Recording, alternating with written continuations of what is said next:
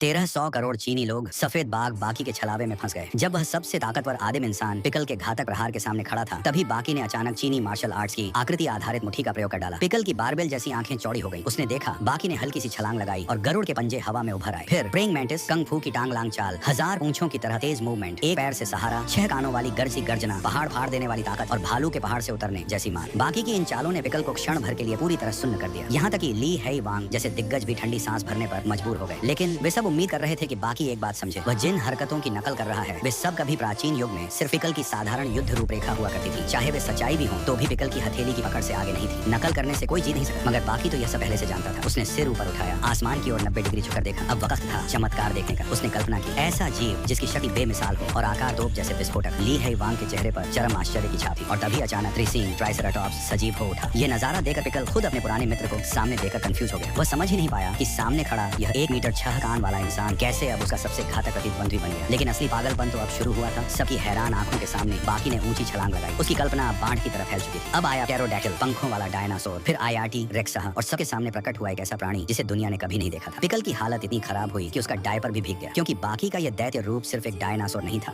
उसमें था टी-रेक्स के धारदार दांत और स्टील जैसी मांसपेशियां, ट्राइसेराटॉप्स के पत्थर जैसे विशालकाय पैर और प्टेरोडैक्टिल जैसी लचीली दोहरी पंख। अब पिकल के मन में केवल एक ही इच्छा बची थी, काश वह टाइम मशीन में बैठकर फिर से आदिम युग में लौट जाए। आखिरकार एक अकेले डायनासोर से लड़ना ही मुश्किल था, तो फिर इन तीनों को जोड़कर बने इस महाराक्षस से लड़ना नामुमकिन था। पिकल के पूरे शरीर पर मुट्ठी जितने पसीने की बूंदें टपक रही थीं और अगले ही पल बाकी का हमला हवा को चीरता हुआ बिजली की रफ्तार से आ गया। उस प्रहार में सभी डायनासोरों की धार और भयंकरता समाई थी और बैलिकी युग का सबसे ताकतवर इंसान पिकल अब बाकी के हाथों ऐसे पिट रहा था जैसे सचमुच डायनासोर उसे चीर फाड़ रहे हो।